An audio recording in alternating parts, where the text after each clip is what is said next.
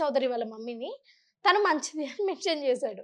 Mention చేస్తే వీళ్ళ mummy question ఏంటి అంటే, నేను మంచిదాన్ని అయినప్పుడు నా దగ్గరకొచ్చి సెటిల్ చేసుకోవచ్చు గదా! వాళ్ళ మమ్మీ మంచిది అని ఎవరో చెప్పారు. అంతేనా? వాళ్ళ మమ్మీ దగ్గరికొచ్చి సెటిల్ చేసుకోవాలా? ఈవిడ దగ్గరికొచ్చి సెటిల్ చేసుకోవాలా? అంటే ఈ గొడవలంతా జరిగినప్పుడు అందరూ కూర్చొని మాట్లాడుకోవచ్చు గదా! ఎందుకు ఈ ఇష్యూని ఇంత దూరం తీసుకొనొచ్చారు అని. ఎవరు తీసుకొచ్చారు? 498 ఏ అమ్మా ఇద్దరు అనద్దమ్మా. 498 ఏ కేసు ఎవరు పెట్టారు?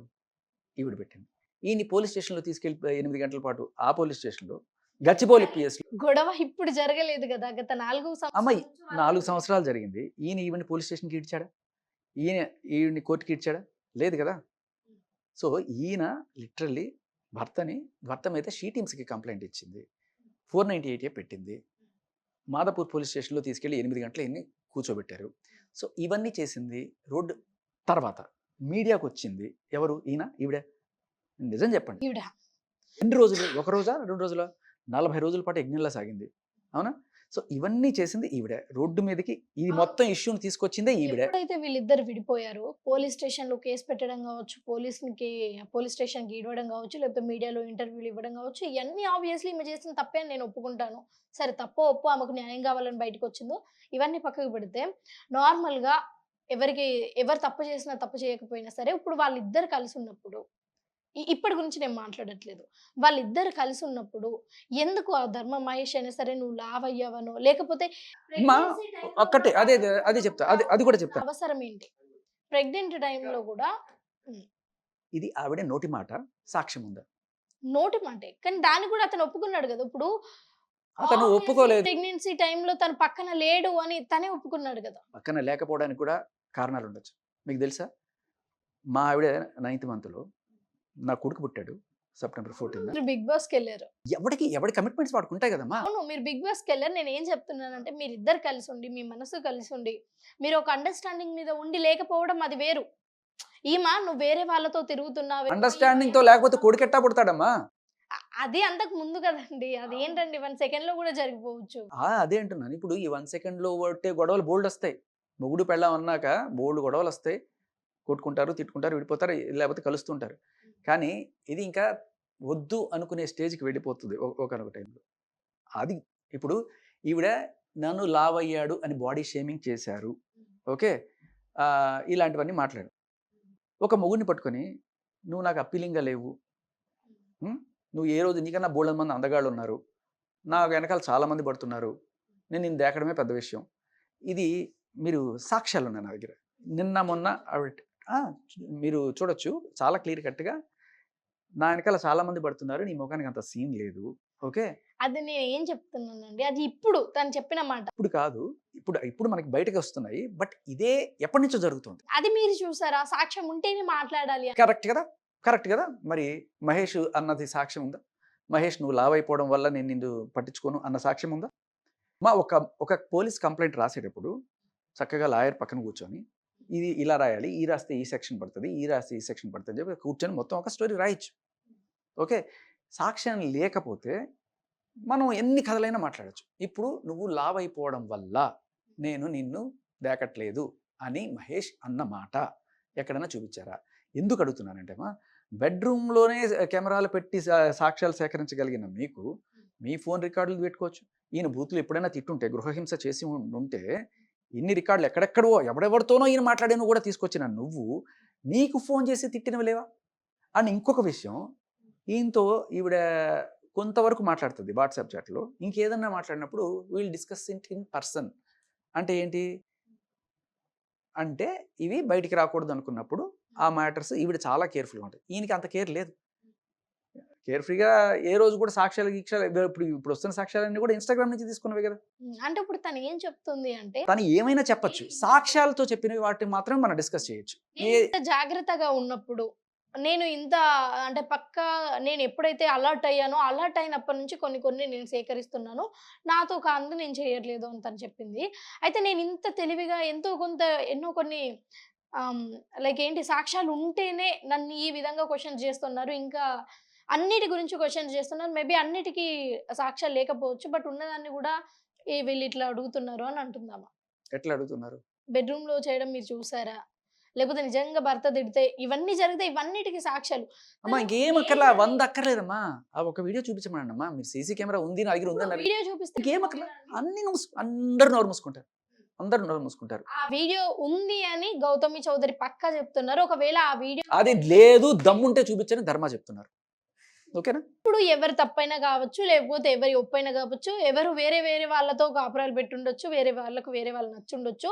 నేనేమడుగుతున్నానంటే ఎప్పుడైతే వీళ్ళిద్దరు కలిసి ఉన్నారో, కలిసి ఉన్నప్పుడు వీళ్ళ ఫ్యామిలీ అంతా గాని, లేకపోతే ధర్మ మహేష్ గాని ఒక్క చిన్న సన్నివేశం చెప్తా తను చెప్పిందే. ఈమె లేనప్పుడు ఫ్యామిలీ ఫోటోస్ దిగుతారంట. తనొచ్చిన తర్వాత అసలు ఫ్యామిలీ ఫోటోసే దిగరంట. అంటే ప్రతి చిన్న విషయంలో గూడా ఇంతగా ఇగ్నోర్ చేస్తే ఏ ఒక్క ఆడపిల్ల గూడా వాళ్ళ ఇంటిని వదిలిపెట్టి వాళ్ళ ఇంటికెళ్ళినప్పుడు ఆ ఇంట్లో అందరూ కూడా ఇగ్నోర్ చేస్తే ఎవరైనా ఎందుకుండాలనుకుంటారు? అంటే అంటే నేను ఏం దీనికి ఏ చెప్తున్నానంటే రకమైన సాక్ష్యం ఆ లేకుండా మనం సాక్ష్యం ఒక కథ పుట్టించేసి ఇది మన మనసులో అనుకుని ఏదన్నా బయటికి చెప్పొచ్చు. ఇది ఎందుకు చేశారంటే మీరు నన్ను అడిగితే నేనేం చెప్తాను? దీనికి ఏదన్నా మీరు ఇదిగో చూడండి, ఇది మాట్లాడారు, ఇది ఆన్ రికార్డ్. ఓకే, ఆవిడ చెప్పిన మాట లేకపోతే ఈయన చెప్పిన మాటని మీరు ప్రశ్నించండి. నేను కల్లో కూర్చొని మీకు ఒక్క చిన్న విషయం చెప్తా. ఆవిడ నిన్న నన్ను పచ్చిబూతులు తిట్టి, ఓకే, ఆహ్, నా నోటితో వీడి పేరు చెప్పించుకోవడం, శేఖర్ భాష, నా నోటితో నీ పేరు చెప్పించుకోవడం నీ డ్రీమ్. పండగ చేసుకో అంటది. సో ఇప్పుడు నా డ్రీమ్ అనేది నేను చెప్పాలి. ఆవిడ చెప్పకూడదు కదా! కదా! నా డ్రీమ్ ఆవిడకెట్లా తెలుసు? పచ్చి బూతులు తిట్టారా అండి? ఒకసారి చూపించరా? ఆన్ రికార్డ్ ఉన్నాయి. నేను ఆవిడ అన్న మాటలు చెప్తాను. చాలా అన్‌పార్లమెంటరీ భాషలో ఒక ట్రాన్స్‌జెండర్ కమ్యూనిటీని కూడా కించపరుస్తూ ఆ వర్డ్ మాట్లాడి, శేఖర్ భాష ఒక ట్రాన్స్‌జెండర్ ట్రాన్స్‌జెండర్ అనే పదం చాలా నీచమైన దీంట్లో మాట్లాడి, తర్వాత she goes on to say, నా నోటితో వాడి పేరు పలికించుకోవడం అనేది వాడి డ్రీమ్. వాడు, వీడు అని మాట్లాడింది. సో ఒకవేళ ఇప్పుడు మీరన్నట్టుగా నా డ్రీమ్ ఏదన్నా ఉంది అంటే ఆవిడకెట్లా తెలుస్తది? ఇది ఆవిడ అనుకుంటున్న కథనం కదా! నా డ్రీమ్ అని ఇప్పుడు ఆవిడ చెప్తే, అవును కదండీ మీ డ్రీమ్ ఇది కదండీ అని మీరు నన్ను అడిగితే నేనేం చెప్పాలి? నా కలలు ఏమొస్తున్నాయో ఆవిడకెట్లా తెలుస్తుంది? ఒకటి. తర్వాత నీకన్నా అడుక్కు తినేవాడు చాలా బెటర్. హ్మ్. అడుక్కు తినేవాడు చాలా డిగ్నిఫైడ్‌గా బతుకుతాడట. ఇక్కడ నాకు అర్థం కాలా. ఫస్ట్ నేను ఎప్పుడైతే మాట్లాడుతున్నానో వాళ్ళెవరో ఈవిడ తరపు నుంచి ఆవిడ కూడా ఒప్పుకుంది.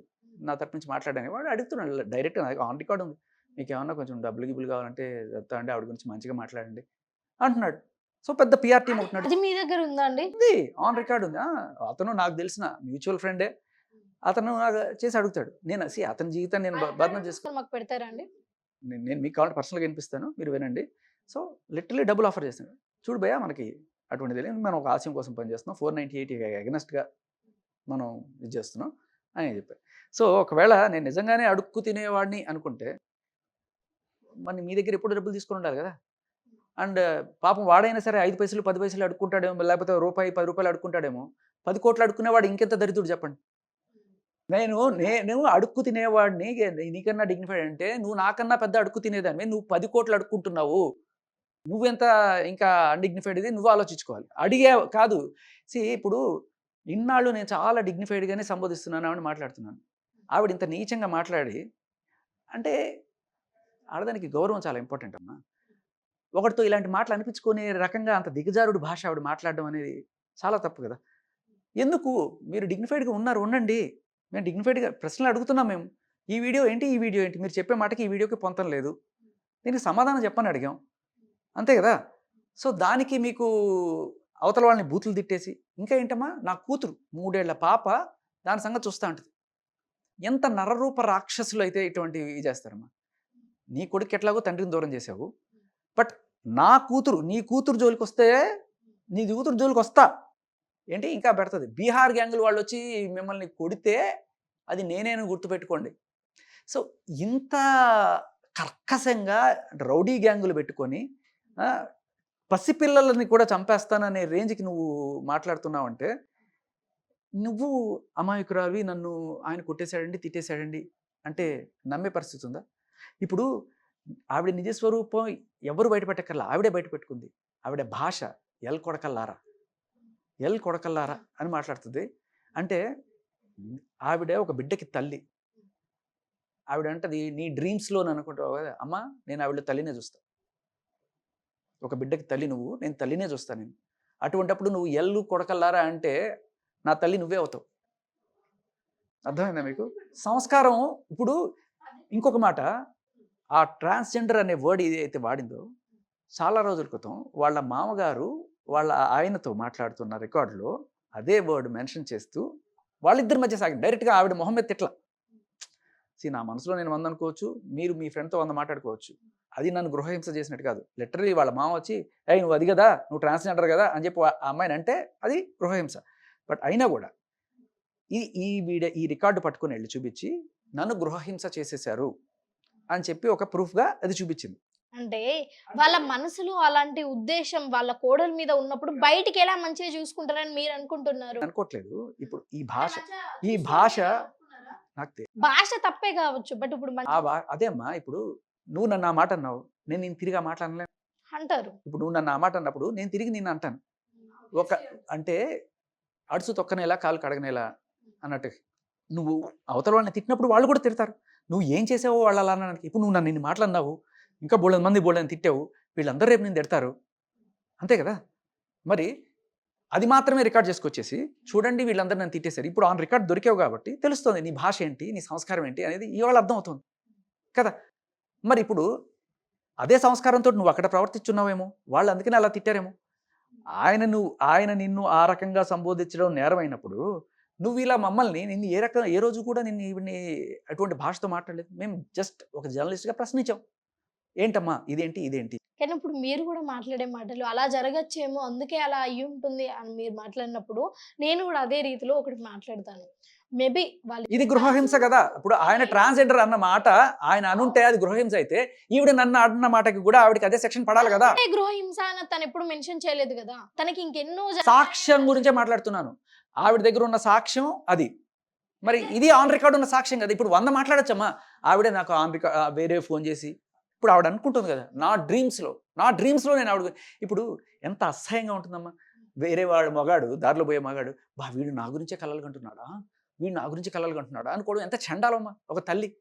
బయట మాటలు నా గురించి 100 మంది ఎమ్మడబడుతున్నారు. 100 మంది పెళ్లి చేసుకోవడానికి వస్తున్నారు. వాళ్ళ సంగతి నాకు తెలీదు.